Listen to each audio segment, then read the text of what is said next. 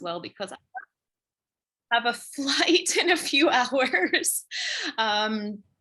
Yes, it was requested that that maybe we use some visual and simplify a little bit. So I went ahead and did a PowerPoint for today so that you can get visual. But as normal, because we are still pretty intimate numbers, I'll ask you to mute yourselves just as we begin. That just helps everyone to hear a little bit better. But please don't hesitate. Once I've got the screen sharing up, I don't necessarily see everyone's window momentarily. So please, if there's a question for today, because we're intimate and it also is quite an intimate topic, I think, please don't hesitate to just unmute yourself and say, hey, I've got a question about that, or a comment about that. So today's topic, of course, is emotional health. I'm assuming that you're interested in emotional health. Who of you on the call feels like you're emotionally healthy? How many of you on the call have moments where you don't feel like you're emotionally healthy? Right? The hands go way up. It's like, wow. So emotions in general, I'm just going to say, in our modern world, I feel like, similar to many topics that we tackle in a holistic way, it sort of has become a catchphrase where, I don't know if you feel, give me signs, whatever. I love that we have all sorts of body language that happen on these calls, but I feel like emotions have become sort of this like enemy, like, oh, emotions, oh, I have to heal my emotions, oh, I have to get in touch with my emotions, oh, I'm having too many emotions. Does anyone feel this way? Like all of a sudden emotions are this really sort of mysterious, we can't quite get a grip on it, but it always feels like a challenging thing in life for whatever reason. Is anyone kind of getting wind of that wave, whether through your patients or, yeah, you know what I mean? It's not just like, yeah, kind of, right? There's just like a little bit like, what in the world is this? So I try to, of course, it's an enormous topic. So we could, like all of the topics that I choose for Tribe, we could do thesis, 1 year for each topic. Maybe at some point we will do this. We'll all just, go on sabbatical together and explore these subjects. So today we're going to look at it through the lens of traditional Chinese medicine. I'm going to try to give some ideas to begin to bring our mind back in a relationship with what in the world this idea of emotion is. Like, what are they, why are they, and what do we do with them? So let me see if I can succeed at screen sharing. Sometimes I can and sometimes I can't. So let me see. Oh, there we go. View slideshow. Here we go. So if you've attended any of my other PowerPoint presentations, you know that I love this picture. I don't know if your window is obstructing it, and since we're all feminine, I always say I need to choose, like, find a masculine version of this as well. But this is, of course, a woman who is flying free in harmony with nature. And here is where, okay. So what are emotions? So, from the scientific, this first 1A, as you might imagine, comes from Webster's dictionary. Let's just define it. What is an emotion? So here, Webster says that it's a conscious mental reaction. And I'm going to say that through the lens of holistic medicine, what I'd love to add is that it's not always conscious. Who of you on the call has ever had an experience where all of a sudden you're in the throes of a huge emotional response and you don't feel like you chose it? all of us, right? So this is really giving us the benefit of the doubt that we are always in a state of awareness. And when it comes to a healthy relationship with emotions, that actually is where we come home to again and again, this level or this idea of presence and awareness, which is pervasive amongst all of the different topics that we tackle. So an emotion is, let's say, a reaction. And if you have been on any other call or in any other session that I've done, you know that one of my favorite things to say is that what we're striving toward in a healthy life, in a healthy state of being, is to be able to respond to life, not to react to it. So there are two kind of interesting things here, even just in this one simple kind of definition that moves around, is that it's something conscious, and we all know, because we've all lived it, that it can very much be unconscious, right? Reactivity, when we start to feel and experience emotion, and that it is in fact a reaction. And when we talk in the holistic realm, a reaction is often something based on a previously created template, meaning when we're living, right, we're gathering information, we're making ideas, and part of this idea of fluidity is that we're present enough that we can change our belief system in any given moment as we know more, as we experience things that challenge these belief systems. We also know as human beings how difficult it is to break these habitual thinking patterns.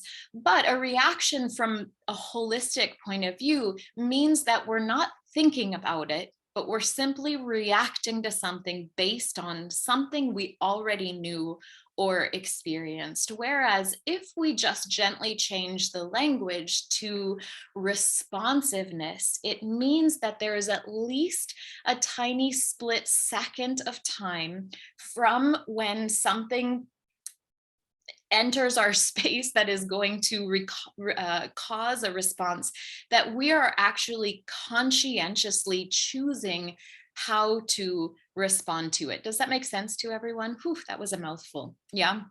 And so we can also say, so we've got the first definition, we've just redefined it a little bit through our holistic lens, but we can also think of emotions as energy, as like energetic imprints, right? All of life is energy. And the more you walk down the path of holism and how everything in life is functioning, you start to really understand life as this beautiful symphony and exchange and interactions of energetic tendencies, ourselves included. But we can also demystify a little bit the idea of emotions by saying it's an energetic response. It's an energetic interaction with life. In the yogic philosophy, we often call this samskara, but I'm actually just going to leave that rest there for today, because I realized that opening that can of worms would send us down a little rabbit hole that maybe we don't have time for. So what is emotional health? So how many of you have heard me say before, with regards to medicine, that everything in the right time, place, and dose can be curative, and everything in the wrong time, place, or dose can be poisonous? I feel like probably you've all heard me say this in some capacity or another, if not only in a newsletter. And well, emotions as another energetic tendency in life, they're sort of the same thing, right? We are in a healthy emotional state when we're expressing or responding with the right emotion in the right moment, and allowing it, affording it the space and time to complete its process. And here we're reminded that everything in life is impermanent, right? Huge Buddhist concept that we're looking at a lot, the idea of impermanence. And we're going to look at the counterpart of that, attachment, in just a few minutes. But everything in the right time and place, right? And how do we get everything to be in the right time and place, oopsie, is to hopefully through our practices cultivate a higher and higher state of awareness and presence, so that again, when things come into our lives, There is a responsiveness to them rather than a reactivity to them. So when we're in a state of emotional health, we're present, we're aware, we are able to pause long enough to consider everything that we're interacting with. And we're also able to, in some sense, embrace what energetic tendency that creates in the vessel that is the unique symphony of each unique us. Does that make sense? And so already, I don't know about you, but sometimes when I revisit this subject, again, I think it's easy with social media and everything, emotions, and you have to heal, and you have to do this, and you have to cleanse, and then I think, oh, but wait a minute, emotions are just our response to life. That's it. That's all an emotion is it's just an energetic tendency that arises, sometimes well informed, sometimes not as well informed, and that's where the healing process can come into play. That's where our heightened awareness can come into play. But all an emotion is a response to life through the human experience. And I don't know about you, but for me, it makes me feel incredibly empowered. Like, oh, wait a minute, these things are not things that I'm just like having to deal with in life, but they're actually what I am creating as a response to life. And if they are what I'm creating as a response to life, then that means that I have absolute power over how I'm interacting, not only with the experience of them, but actually how they're expressing as well. Does anyone else kind of kept feeling that a little bit? I know that's a mouthful, and that's like, okay, all of a sudden we're enlightened in 5 minutes. So I know it's not going to happen that quickly, but just the idea. Yeah, Carmen, do you have a question? I think you're still muted. I think you're still muted. There we go. There Thank you you. go. Yeah. So I'm appreciating the sense of symphony and movement. And here's my question: when you say we are in charge of it and we create it, Yeah. I have more of a sense that I steward these emotions, Hmm. that life itself moves through me, and as Yeah. I am open and available to that, I don't know. Yes, it's kind of like maybe a river. I Yeah. will have reservoirs, or I can control it a bit, but it's just there. Yeah. Yeah.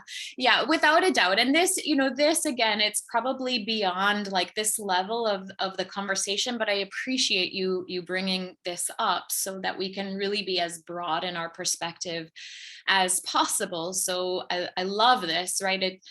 Yes, if someone dies in my life, am I really creating the sorrow, or is that the energetic tendency that happens, right? So we are distinguishing, and I love this idea too of life flows through us, and it's a little bit more of a sophisticated idea, something that we really dive into in my 5-week program, as we are beginning to understand how the symphony of, let's say, the 5 elements, right, is manifesting. And what is the word I'm looking for? What our unique constitution might be, that definitely affects then how we are experiencing things. So when I use the word create, it really is oriented toward how then we're choosing to participate with what energy rises through us. Does that make sense? So we're just adding a little bit of a layer. So thank you for that question, Carmen, and definitely, something that we can take more time with in another moment. I could actually take the whole time with that, but that would be a kind of a different course. But did everyone follow that? So in tradition, we're gonna enter into traditional Chinese medicine in just a moment. Hey, Fem, nice to have you here. But in traditional Chinese medicine, we talk about that each of us has a unique constitution. And this is why it's very difficult in traditional Chinese medicine to study the way that most modern studies do, in categorizing people as non-unique individuals, right? Each of us, through the lens of traditional Chinese medicine, through the lens even of, I'm going to say, like Taoism, Buddhism, yogic philosophy, Ayurvedic medicine, the beauty is that we can recognize each of us as a unique tapestry of energetic tendencies, which means that anger that rises up within me is probably going to feel and manifest really differently than anger that might rise up in Barb's body or in Barb's unique constitution. And so that creation of the experience is in how we're choosing to participate with that when it's happening along, hopefully, the natural fluidity of life, not that we're creating that response, that energetic response to life. Yeah, great. Wonderful.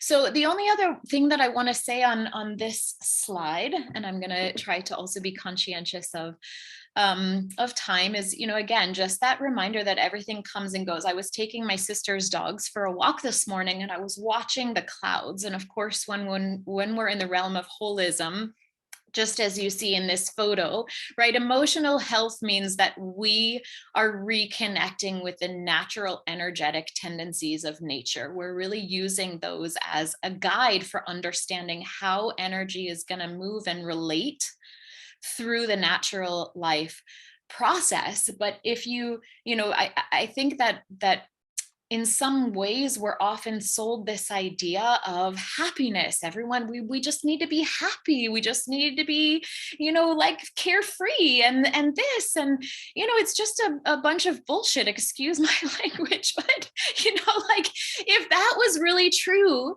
then we would be living in the Truman Show. You would walk out every day. It would be partly cloudy and sunny. There would be a light breeze. The birds would be chirping. This is how life would work. But we know that some days are stormy and some days are windy and some days are really dense and heavy. Some days are raining, and this is what makes life so beautiful, no?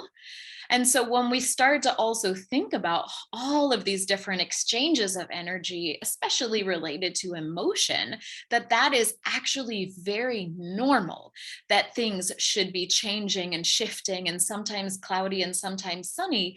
The healthful interaction of that is simply being aware of when it's happening, of how it feels, and then how we want to choose to relate to it, and hopefully giving it, again, the right time and space to kind of flow through and process its way out, just as a cloudy day does. It doesn't stay forever. It comes and it also goes, just like emotions do. And the only other thing I want to say here before we kind of dive into the TCM stuff is that another way I believe that's super nice sometimes to think about emotions is that they're signals. And we'll see hopefully through the 5 elements, but when we have an energetic response to life, which is pretty much always, it's just that some are stronger than others. If we little by little cultivate the awareness to sit and listen and observe to whatever energy that is, it helps us, it facilitates us in understanding what's happening in any given moment. How many of you, this is going to be another easy question, how many of you have ever been angry, but you don't realize you're angry in the moment, or you feel the flush of whatever anger feels like in your body, you keep going, and then 2 hours later, someone cuts you off and you're, honking and yelling and putting all of your anger there?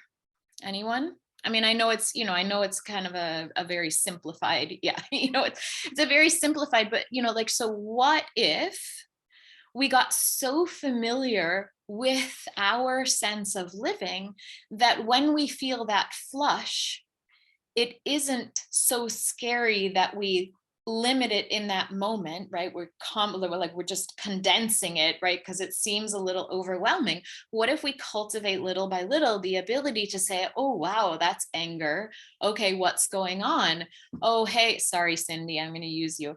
Hey, Cindy, what you did really made me angry. Boom, done.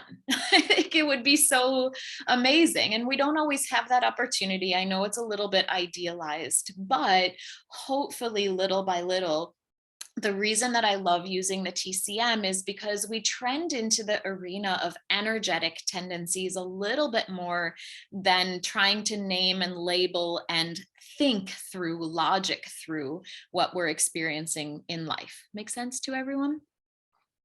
So I feel like this should be at least somewhat familiar to everyone. These are the 5 elements of traditional Chinese medicine. And within each element, hopefully you're starting to get a sense, right? These 5 elements are like the 5 major umbrellas of energetic tendencies in life.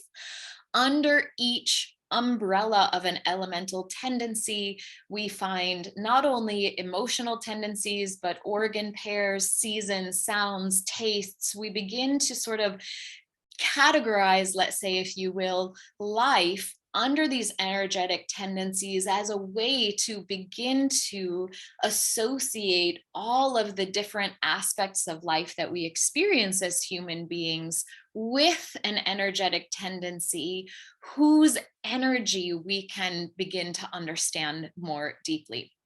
So here, and it does get a little bit sophisticated, so just, again, we're trying to sort of take a bird's eye view of some of these topics to introduce us to some new perspectives. And then, part of the idea behind tribe in general was, I mean, one, to give us a steady place to gather each month and just keep our minds, our sense of curiosity and wonder and inquiry intact, and to give us a moment to breathe together, but also to hopefully give you a buffet of constantly evolving ideas that in any given moment, the ultimate idea would be like, oh wow, this really makes a lot of sense to me.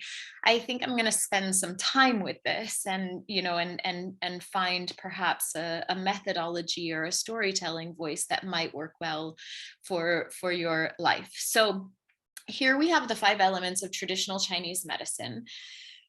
I've written here the related organ, one of the related organ, the yin organ, for each of these 5 elements. And then for every elemental category in traditional Chinese medicine, we say that there are taxing emotions and positive emotions.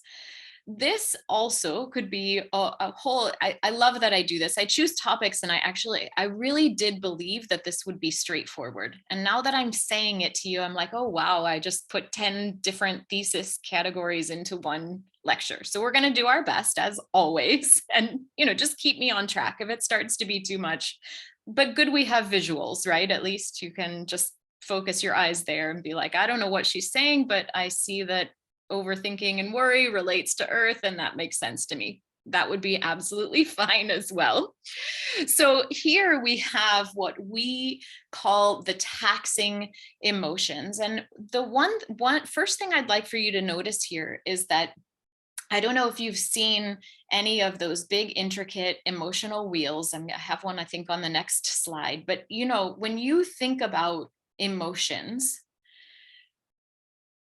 the number of possible emotions that exist, I'm going to say, are infinite, but all of them really are housed under sort of 4 or 5 major categories. And again, what always boggles my mind is that this traditional Chinese medicine is what, 5-10,000 years old, right? And we're thinking that we're getting so keen in being able to relate to all of these emotional tendencies, but they actually already did it for us, thousands of years ago, with the 5 elements. So the heart, the taxing emotion, when we talk about taxing emotion, it isn't that the emotion itself is dangerous, but when we either get stuck or stop the process of any of these emotions, or they're too strong, or we don't relate to them in a healthy way, that's when they can become the origin of disease. So it's really important to understand that all emotion is normal and there aren't really good and bad. But when we look under the umbrella of the five elements, there are certain emotions, and the heart is the most interesting one. I'll just use it as an example. And again, maybe we'll come back in future months and just take a look at this, this diagram in and of itself, because I realized this really could be a whole lecture. So joy is a taxing emotion of the heart. How many of you think joy is something good? Me too. Except, have you ever seen the person who is, like they've got a little flush in their face and they're just like, so they're so happy, and yes, everything is okay, and yeah, I'm just like totally happy and life is great. And they like, have you ever, I mean, maybe it was you. I know I can get this way when I get a little nervous. Anyone? You know what I'm talking about? So even if you just did what I did, I can feel it, right? That is a joy that, again, in its dose and its orientation, becomes poisonous to the harmony of the entity. And so the heart is really, really interesting because joy has both. But when we get into that overjoy state, we start to feel things like palpitations and what we might call anxiety in traditional Chinese medicine. Under the wood element, we look at anger and frustration. Under the water element, we look at fear. Under the metal element, we look at grief and sorrow, loss. And under the earth element, we look at overthinking, or sometimes called rumination, and also worry. So here, just to reiterate really quickly, and then we're going to jump into each element in turn and just kind of try to get ourselves oriented around maybe some new ideas. You can see here, it's just the beginning of a more articulated type of emotional wheel, where in these five categories, when we start to extrapolate, we can really find and house. And again, the beauty of this is that no matter how far subtle off the spectrum you get, there is still an energetic tendency to whatever emotion it is that you identify in that place, which can draw you home to an aspect of you that you can therapeutically work on to create better balance. Does that make sense? So emotions are a normal part of human life. And if nothing else, I hope that you walk away from this hour together the next time you encounter maybe one of those moments where some really strong emotion comes into play in your life, and you start to drift into that sort of victimization mind, rather than, okay, I'm a human being and I'm feeling grief, or I'm feeling anger, and okay, so, what does this feel like in my body? What can I do with it? How can I help it to be really present and alive so that it can also come and go just like everything else in life? Two quick comments on why emotions become dangerous for the human experience, why they can very easily become part of disease processes versus healthful experiences of life. So we mentioned the Buddhist concept earlier, and the counterpart of that is, of course, this idea of attachment. Attachment is another really, really big topic. So a lot of these things, we just, in our practices and our investigation, we come back and back and back again. And each time we encounter it, we enrich what our understanding of it is. But here, the main thing I want to say about attachment as it relates to emotion, and this is also a little bit of an extrapolation, but we see it. Barb, I know you work in healthcare, some of us, but we're definitely in a day and age of like titling, of diagnosing, of naming, of labeling, right? And I think that the tendency is coming from that we need some stabilization in life, right? There's sort of this, I think, general collaborative experience right now of just everything moving so fast, so much information. And so I think that our societal tendency in this direction is, I think that the origin might be something positive, that we're trying to stabilize somehow our experience. But because we're not stabilizing really from the right way, we're stabilizing in the mind rather than an integration of the being, what starts to happen is that we are labeling ourselves as something that we truly are. And here, this is obviously in the realm of diagnosis, but how many people walk around and say, oh yes, I am a diabetic? Well, you're not a diabetic, you are living a diabetic response in life, right? And it's so subtle, and I get why we give ourselves these labels, but this is just to heighten your awareness a little bit, right? Like, I'm an angry person. Holy cow. If you use that language, you are giving your entire being the information that that is who you truly are. And no matter whether it is conscious or unconscious, every new step you take after you have given yourself that label is through the lens of anger. Does that make sense? And so I know it's subtle, and this is, again, it gets really sophisticated, but it's just to be aware. So something simple, like if you're struggling with emotional well-being, one of the first things you could try is just to change, like to start becoming aware of how you're using language to describe your experience. That can be a really big, powerful one. And then, of course, as we already touched on in the beginning, is this idea of responding versus reacting. Most of you know that I've gotten really deep into the world of essential oils. I'm going to give a few recommendations today for sure. But one of the reasons that I love, love, love essential oils is they're so user-friendly, and they are some of the most useful tools that I've found so far to help us with pattern interruption. And patterns are why we become unconscious about our reactions to life. And just, kind of continually bringing it full circle, if an emotion and our experience of it and our response to that energetic flow moving through the body, right, is part of our emotional experience in life, but most of the time we're actually reacting from habitual patterning rather than responding with what is present, then a lot of emotional health kind of boils down to how can we disrupt the patterning that we've been living with up until this moment? How can we begin to identify where our habitual patterning is showing up? And then what can we do to begin to disrupt that patterning to bring us back into a state of awareness? It seems so simple and elegant. We know it's hard work, but it is actually simple and elegant. We just have to start paying attention in a different way. Okay, so we're just going to look at these 5 categories for today.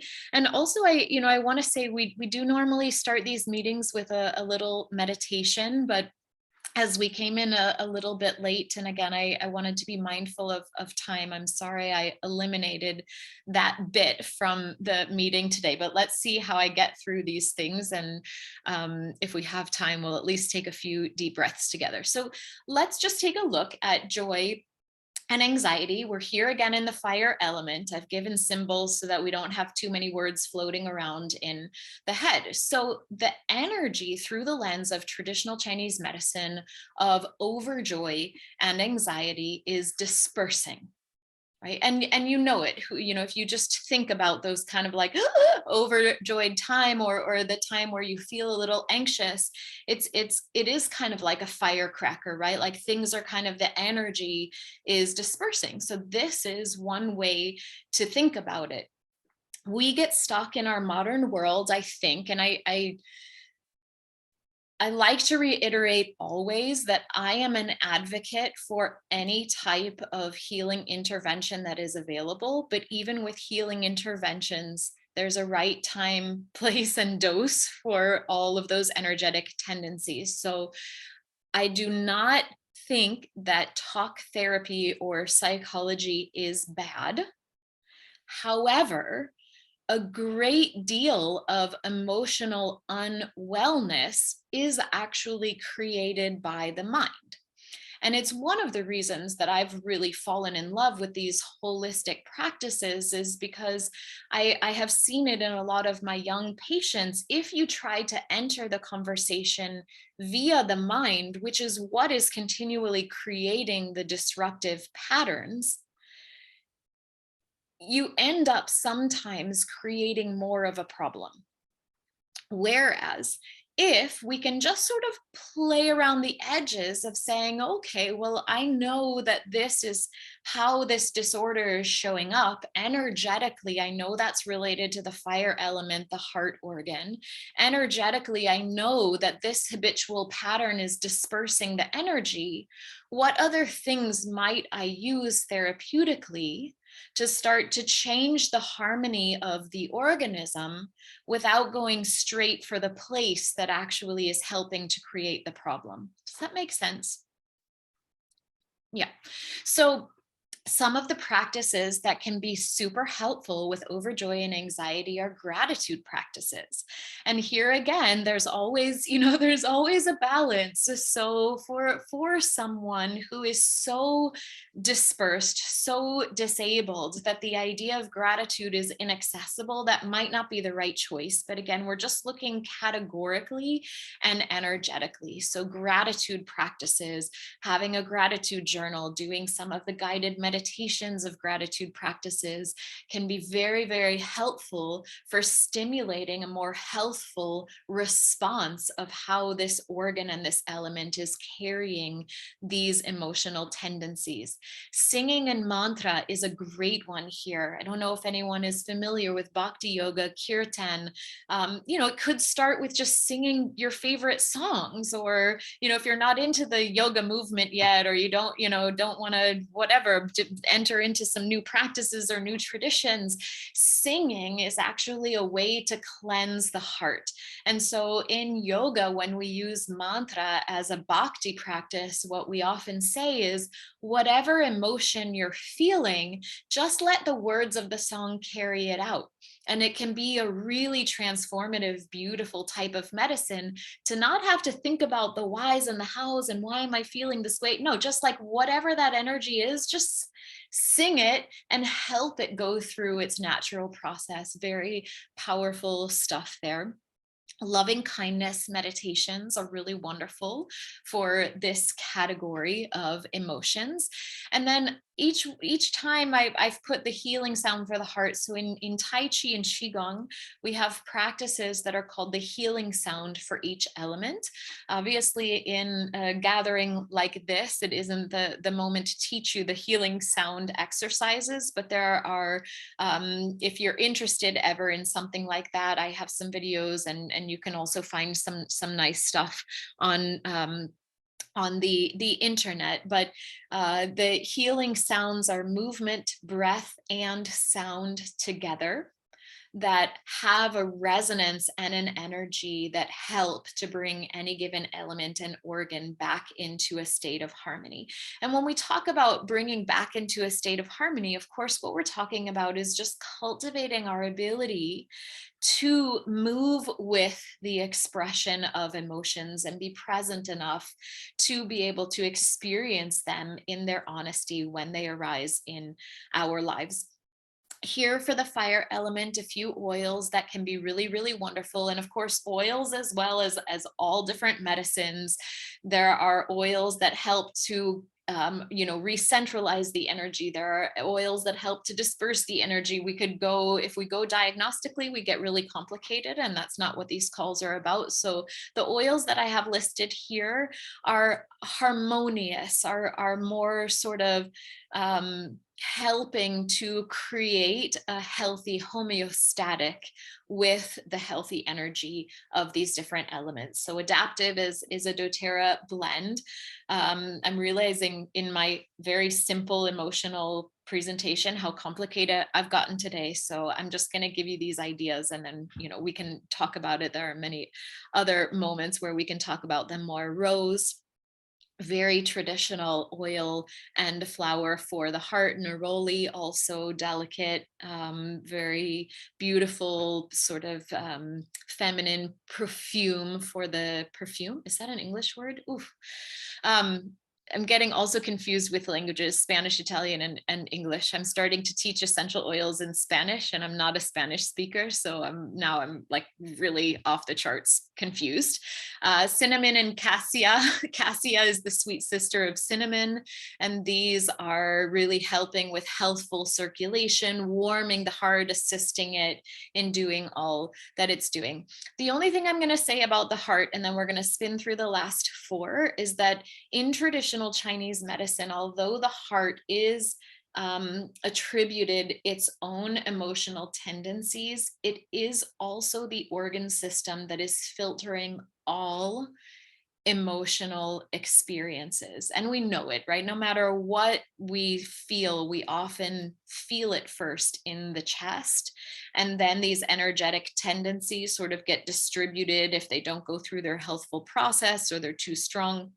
They get distributed into their respective areas in the body.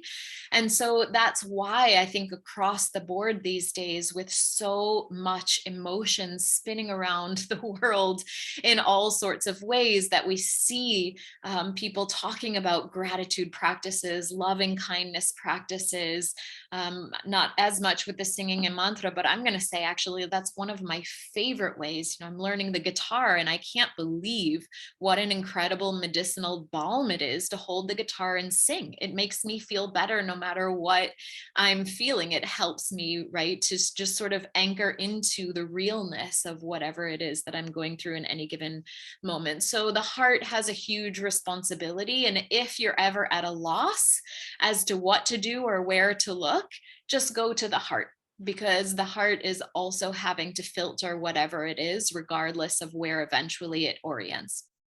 In the metal element, again, grief and sadness, and this is related to the lungs. So when we're talking about grief, sadness, loss, we are talking for sure about the breath. Energetically, this emotional experience is contracting, and we know it. What happens when you feel grief, when you feel loss, when you feel sad? What do you do with your body?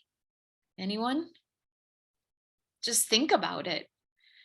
Anyone? Yeah, right? Like, okay, I'm not going to breathe. I'm just going to curl in. I'm going to tighten everything up so that maybe I don't have to. And in fact, the lung in traditional Chinese medicine, it is our most intimate interaction with the external world. Every time you breathe in, you're drawing in from around you. Every time you breathe out, you're trusting not only that the next breath will come, but you're offering also part of yourself out to the world. So breathing is something we don't even think about, but foundationally, energetically, it is a really, really big deal. And when we start to feel something that compromises, right, this taking in and letting go of life, this ability for us to connect on really deep levels with the impermanence of life, we want to try to stop it. We want to, right, contract the energy. So here with this emotional experience, breath work and cultivating really healthy breathing tendencies, and of course, pranayama exercises, breathing exercises across the spectrum, there are hundreds. So it gets a little bit point specific what might be right for you. But even if you just sit, we often do it at the beginning of our tribe meetings. We just sit and we find an even inhale and exhale. You'd be surprised. And in fact, just because I've been talking so much, wherever you're sitting right now, just see if you can make your spine a little straighter. You can even keep your eyes open. But if you want to close them, you can.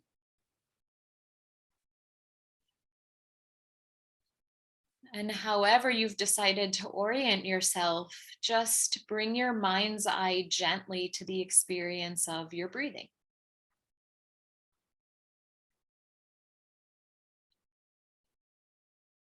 As you do that, do a gentle scan of the experience of your energy right now.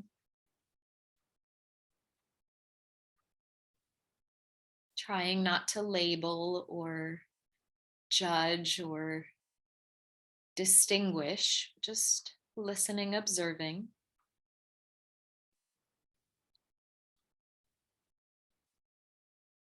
And then take a really nice deep inhale. And as you exhale, have a gentle sigh.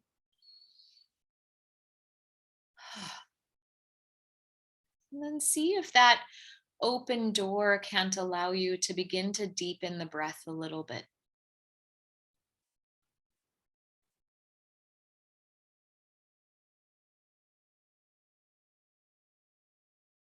And as we've done before, as you deepen the breath, can you feel the rib cage expand in all four directions, front, back, and side to side?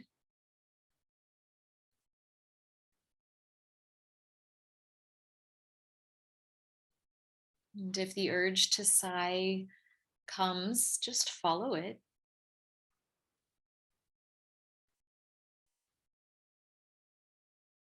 But little by little, feeling the breath more fulfilling.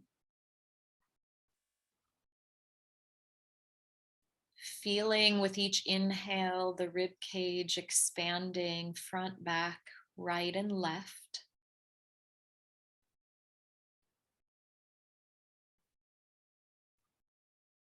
And as a last offering to this short practice, beginning to notice the transition between inhale and exhale. And just see if you can begin to make that space soft, as if there's no beginning and no end to the breath.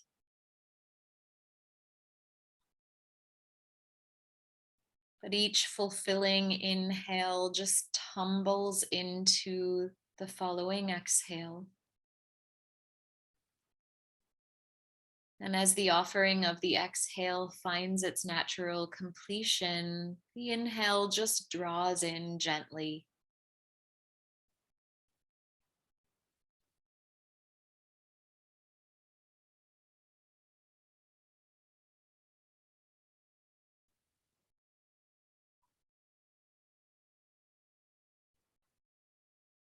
And enjoy a few more moments of deep breaths like this. Deep, gentle, fulfilling, expanding the body in four directions. No beginning, no end.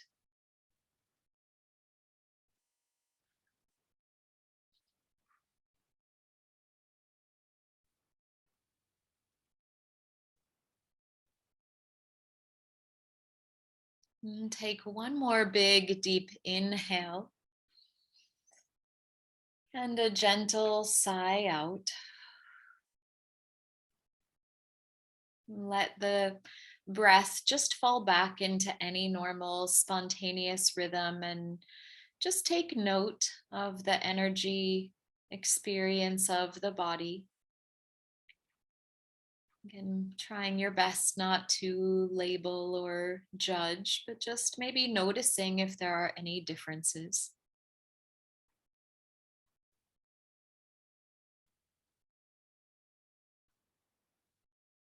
And then when you're ready, as many breaths as you need to flutter the eyes open.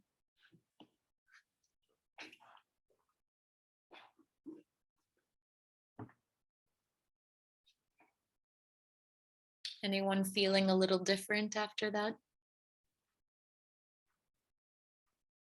So the breath is a big subject, but since we're in the realm of emotions today, you hopefully, I think all of you already know the power, but it's about, remembering and creating also healthy habits, and in remembering to offer this to ourselves. So the idea here would be is that if you're going through a period of time where there's grief or sadness or sorrow, or you find yourself in a situation where it just feels so big that you don't know how to move through it, that you could remember, out of your back pocket, you just set a little timer on your phone and say, okay, 3 minutes, I'm just going to breathe and expand my chest in all four directions. And that already is facilitating the lungs' ability to help you go through the process of experiencing that energy in a more healthful way. Does that make sense to everyone? So it can be such a beautiful, little kind gift, again, without needing to logic through any of life, but just to give your body the opportunity to do what it inherently knows how to do. Letting go is also a big one here with grief. Oops. Oh, I don't know how to go back. Okay. Um, I'm so technologically bad, but we manage. So letting go here is another one. So this is where it's really nice. And I, again, in my 5-week elemental program, we do a lot of these exercises. But this is maybe writing something you want to let go of, and burning it, or writing it on a leaf and tossing it into a moving body of water, because the things that we're holding on to that no longer serve, or just the things that we're holding on to, is another way to contract the energy, right? It's another way to stabilize our experience, to not have to move through the experience of some of these energetic tendencies of the emotion. And so doing the act of letting go can also facilitate the more healthful movement of the experience of the emotions related to metal. And here the oils, of course, are all about opening the mechanism of the lung and opening the chest. So breathe, eucalyptus, tea tree, peppermint, things that should be familiar.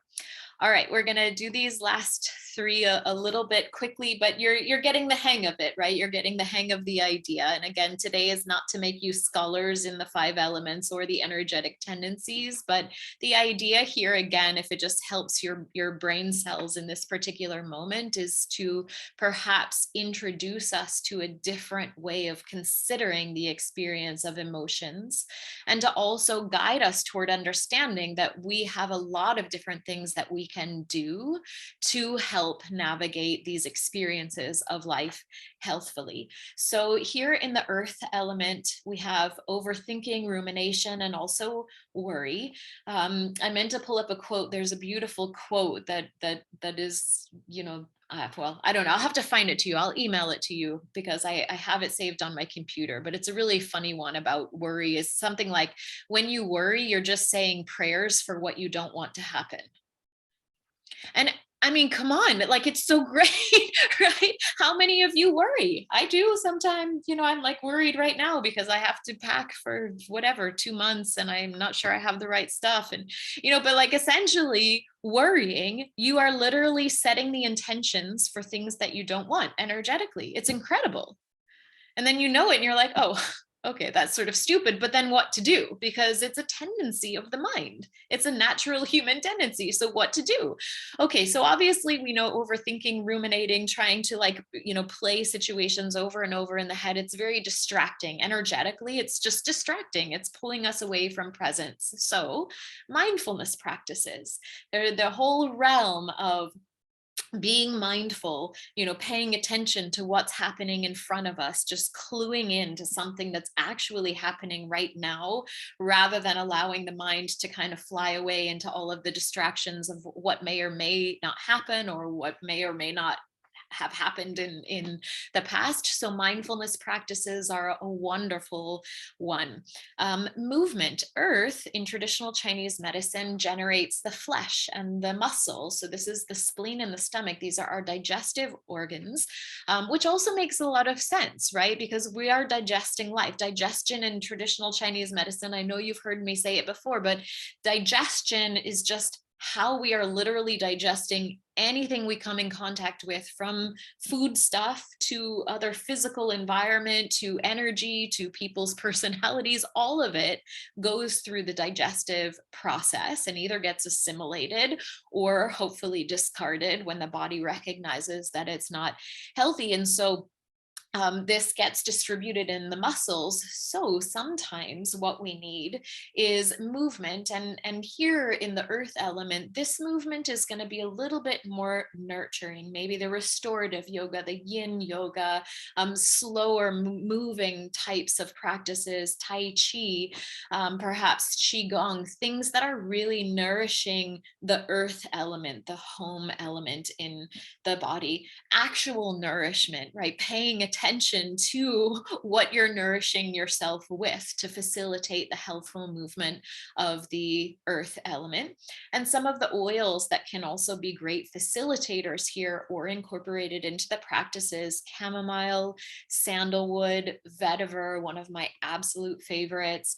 And I put digesten here because it's a digestive blend. And as we know now, or at least I've reminded you, that the earth element is also all about how we're digesting life. And so sometimes we need a little assistance in how we're healthfully digesting so that we can really be in the state of presence and nurturing and awareness that the earth can afford us when it's in a healthy state. Water element, last two, and we'll kind of wrap it up here. So the water element relates to fear. Fear is a big one. I mean, we have like movies all made about fear. We have pharmaceutical publicita. What is that called? Advertisement. We have pharmaceutical drug advertisements, right? That are all based. If you might be feeling a little blue and low, and maybe your stomach hurts, and maybe your left eyelash is going the wrong way when you put mascara on, you might need to ask your doctor about this, right? It's all fear-based. Our whole society is fear-based. So fear is a really interesting one to find a good relationship right now.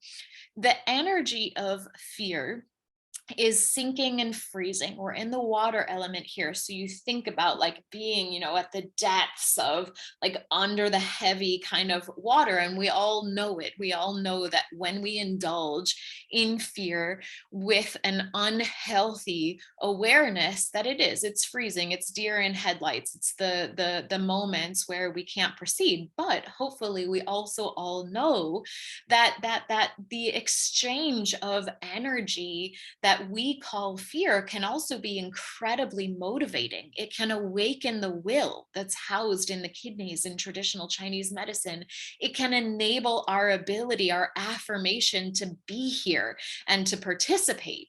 And so we want this entity, we want this energy in a really healthy state. So to help facilitate the healthy state and interaction with the expression of fear in the body, intention setting and affirmations are wonderful. We're talking about our Jing, we're talking about our essence. So as clearly as possible, maybe setting an intention each morning, maybe taking a few deep breaths into how you would like to intentionally move through the day.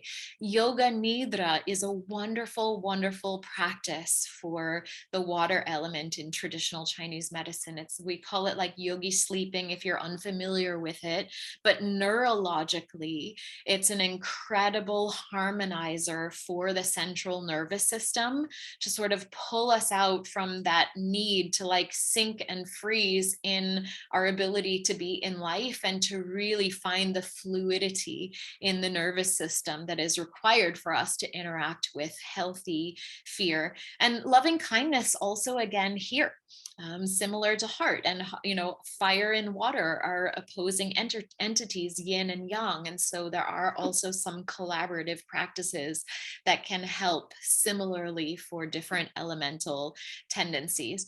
Oils here. On guard. You've heard me talk about on guard for the immune system. So you're like, what? But it actually is, doTERRA sometimes does these amazing things that mirror traditional Chinese medicinal formulas. Again, a topic for another time. But on guard is actually really like anchoring and stabilizing, but also warming and invigorating what we call the yang of the body. So if you think about unhealthy fear as being sinking and freezing, but the formulation of oils and on guard is actually helping to lift the yang and warm the body and keep us engaged and healthfully engaged in participating in life, it can be a really wonderful supporter of the process of interacting with healthy fear. Juniper is another one that's wonderful, wonderful for the kidneys and the kidney energy, and also jasmine. Last one. How are we doing on time? Oh, okay. We're a little bit over, but I'm going to wrap up. Sorry. One of these days, probably 20 years from now, I'm going to realize that when I think something is simple, it's not, which is pretty much everything that I do. So I'm trying. I just am so excited. I'm so excited to share the ideas and to create, a better community energy of how we can navigate life together in a healthy way. So the last one is the wood element, anger and frustration. How many people feel like it's part of your daily process, anger, frustration? Maybe, depending. I mean, I get frustrated sometimes just when I pick up my phone or I open my computer again, right? It's something that can be present. This is something that's often generated by repressed emotions, which we're amazing at in our modern world. But the one thing that I want to, also say is that no matter what we do to cultivate the health of us, there is still a big wide world that we're interacting with constantly. And that's the whole idea behind practice. It isn't that we're trying to reach a destination where all of a sudden we're healthy and we're good and then we're just whatever. It's that we have tools that are consistently in our lives, because no matter how well and good we are, the world around us might not always be. And so it's great to always have the stabilizing entities and the reminding us, right, of how to healthfully go through the process when bigger distractions arise. And I'll also say that emotional health can sometimes be tricky when you really start to dive into it, because most of us are walking around with composted emotional experiences that we didn't allow for whatever reason, whether we didn't know or it was too strong or we hadn't connected with this part of our lives. Most of us are kind of carrying around an internal composting tapestry of emotional experiences that we didn't allow to go through their natural processes, which kind of brings me back to the heart as well. Things like singing and movement. These are all ways that we are helping to purify the playing field, that we are assisting our body in energetically getting rid of some of the things that are still lingering that we might not be aware of. The energy of anger and frustration is stagnating. This is when we feel stuck. Right? This is when the body feels tight, the tendons and sinews and muscles, maybe we're pulling muscles, maybe we're injuring ourselves, maybe, yeah, Carmen's rolling her shoulders, right? Maybe we feel the weight of the world on our shoulders. This is mostly, these energies are attributed to the liver and to the wood element in traditional Chinese medicine. And so here again, movement, maybe a little bit more vigorous movement, can be really wonderful. You just have to be careful about the relationship, and we kind of always have to go back to the wheel, that although we're talking about these in isolation, of course they don't work in isolation, meaning for someone who has a stagnation in the liver organ, it could actually come out as a digestive disorder. For someone else, it might be relating more to the heart, right, unchecked. And so this is where we also start to get the beautiful sort of symphony of how things relate to and affect one another physically in the body through the emotional experience. So movement here is great, but you just have to be careful that you're really stuck because your energy is stuck, and you're not stuck because you've depleted your tank so much that the energy in your body just literally can't move anymore, and that creates stagnation. So a lot of times we talk in the wood category a lot about depression.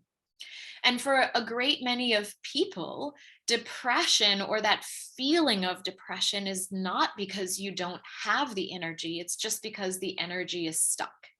But for some people, they really don't have the energy, which leads to the energy being stuck. So, this is where, again, working with people is really helpful if you're experiencing these things. But it's also really nice to know. And I feel like a lot of us have had the experience. Have you ever sort of felt tired? And you're like, oh, I'm just going to sit on the couch. And so you turn on Netflix and you sit on the couch and you end up feeling worse. And it's because the tired was just whatever you were digesting throughout the experience that preceded that feeling of tired. That tired was your energy being stuck. not your energy being depleted. And what would have helped you is to go out for a walk and you would have felt better. Right. So we're just kind of understanding how all of this relates, but in the realm of emotion, anger and frustration can also be the result of energetically not managing ourselves well. And also, okay, fam, I think had to go early. Oh, no, go back. I don't know how to go back. Oh, yes, I do know how to go back. Okay. Okay, last few minutes. I know I'm a little bit over here. So movement, guided meditation. It seems a little bit weird. Believe me later if you haven't tried it. But the freer the mind is of random thinking, the freer the body will be also of stagnations. I'm not sure I believed it until I experienced it, but I went to India some years back for an advanced meditation course, and I'm a mover. Most of you know me. I love to move. I love to use my body. I love to, like test the limits of physically what I can do. I love it. I love to dance. I love, all of this. And we were sitting in the meditation hall for like 10 hours a day. And I was like, oh my God, what's this is, I'm not sure how I'm going to manage this. And on the 8th or 9th day, Saji, my teacher, he's like, okay, we're going to do an asana practice. And I thought, oh my God, I'm sure I'm going to feel like an 80-year-old. This is going to be so interesting. It was one of the best practices I've ever had. My body felt free, felt light, like what it was incredible. And it was all the work, right, of just sort of parsing out all of the ways that the mind was moving in chaotic ways, and that actually did resonate physically. And so meditation, although it seems maybe counterintuitive for anger and frustration, can actually be a really, really beautiful practice just to help the resonances. Here in the oil realm, we have lavender, clary sage, citrus oils, nature's natural antidepressants. We love the citrus oils. Frankincense is another really wonderful one.